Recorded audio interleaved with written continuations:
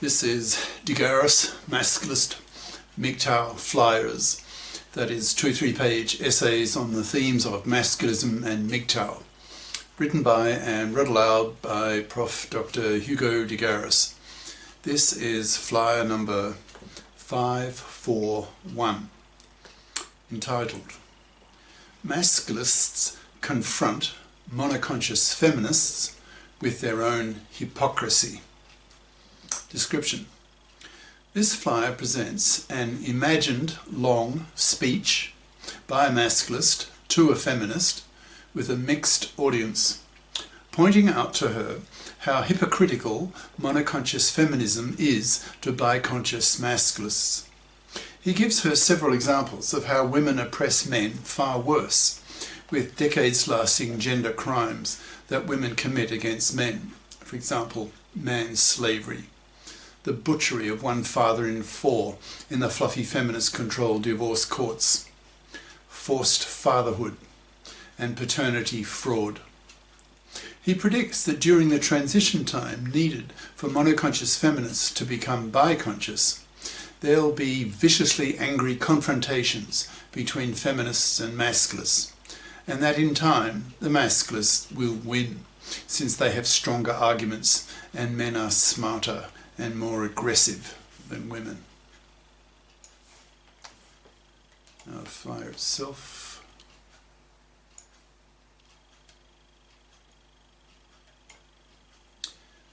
Masculists confront monoconscious feminists with their own hypocrisy. By Prof. Dr. Hugo de Garis. Email profhugodegaris@yahoo.com. Website profhugodegaris.wordpress.com.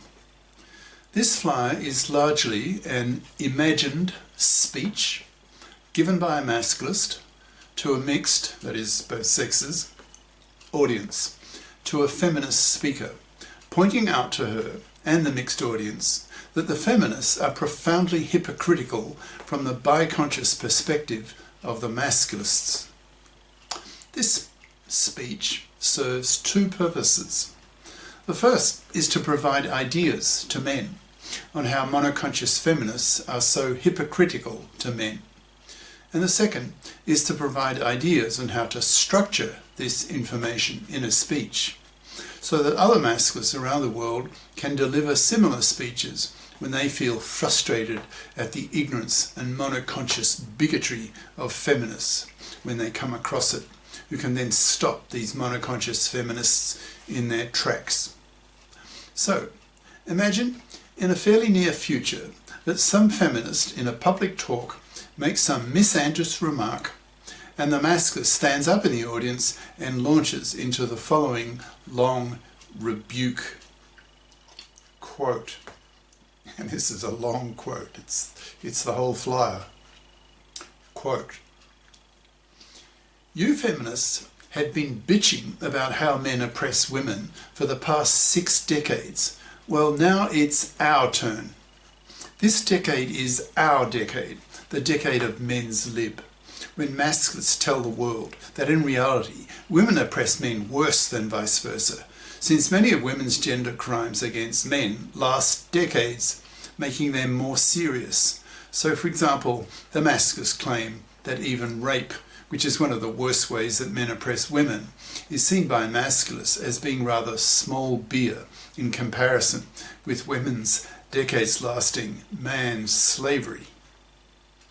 If you have no idea what I'm talking about, here are the big 3 ways that women oppress men, and for decades of men's lives. They are: 1. Women's manslavery. 2. Women's butchery of fathers in the divorce courts. 3. Women's forced fatherhood. There are many other ways that women oppress men, but for the moment I'll concentrate on these 3 to give you a good taste of the idea that gender oppression is not a one-way street, that the feminists have been so brainwashed into believing that they feel that they have the right to be publicly antagonistic towards men for the ways that men oppress women, for example, rape, sexual harassment, domestic violence, etc.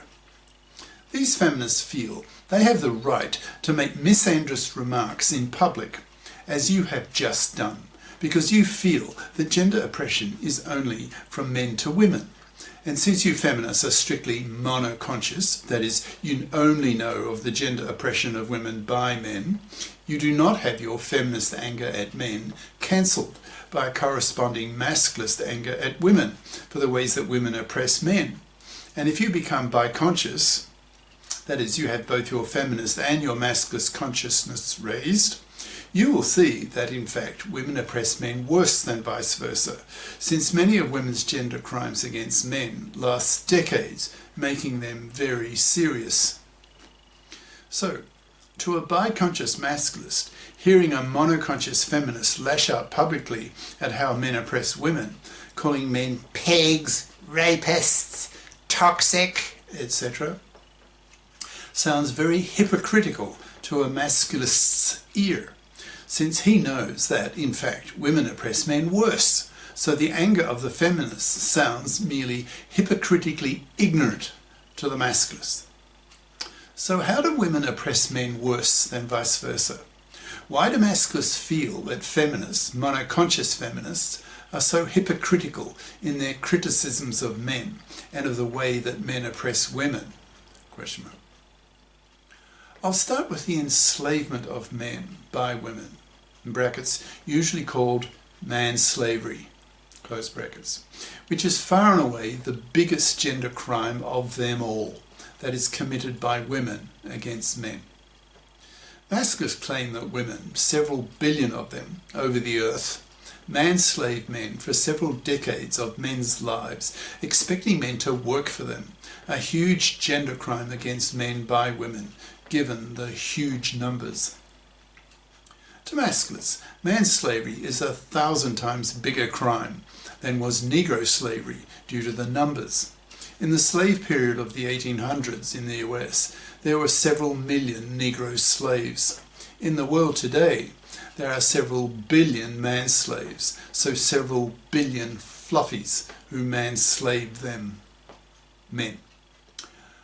A fluffie, based on the word fluff, is a masculist term for a traditional woman who expects to be able to live off the money and labour of a man for decades of his life, so that she can live in a middle-class house raising her kids in it that he pays for, thus manslaving him for decades.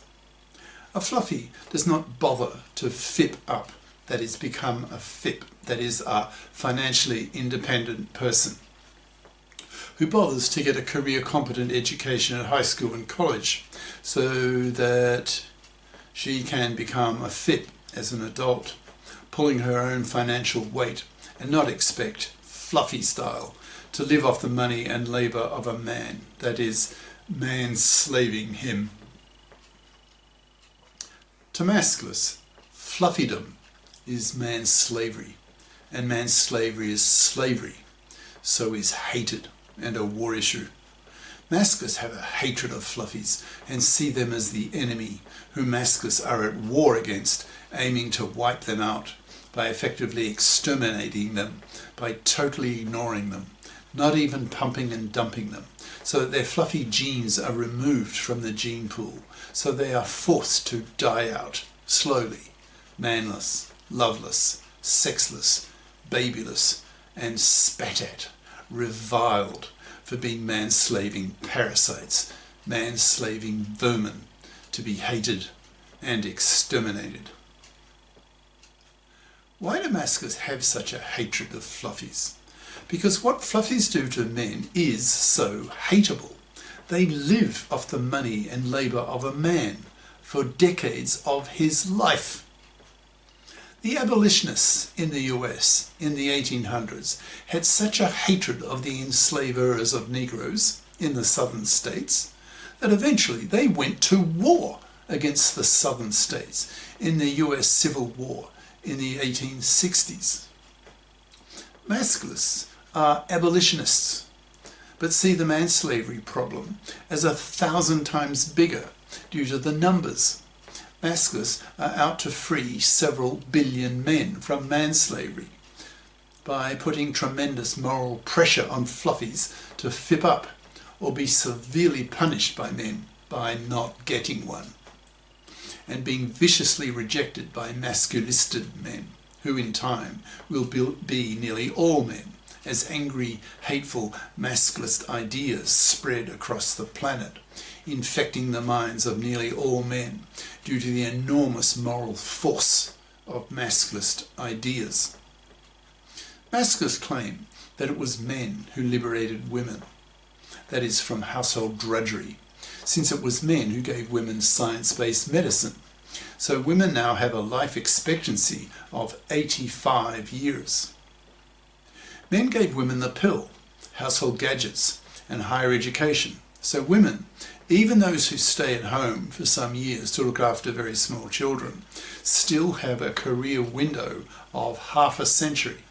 So masculists stand up, pointing the finger at women, telling women in very strong moralistic terms, quote, "Now that you women can work, you must work, since anything else is manslavery, and manslavery will get you killed, since it is so hated by masculist abolitionists."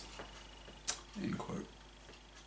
So masculists put enormous moral pressure on young women to fip up by studying career-competent majors at high school and college so that they can be fips as adults and not manslave a man for decades of his life. Masculists preach to men not to be man-slaves to fluffy manslaving parasites by warning men of the horrors of what will happen to them if they are stupid enough and ignorant enough to marry and have kids with a fluffy manslaving parasite. Which brings me to the second major way that women oppress men so very badly and for decades, and that is the butchery of one father in 4 by women in the fluffy feminist-controlled divorce courts. The divorce courts were largely taken over in the 70s by the feminists, who brought in fault-free divorce and converted the divorce courts into family courts, applying feminist standards to divorce. Since nearly all feminists are monoconscious, they inevitably have not had their masculist consciousness raised, since they are strictly monoconscious, having been brainwashed for 6 decades that gender oppression is a one-way street. Since they are not biconscious, they know nothing about masculism and how women oppress men, so by default they have kept their traditional expectations of men, that is, seeing men as cash machines to pay for women to have babies. This expectation, this attitude of most women, of most feminists, is deeply ingrained in women.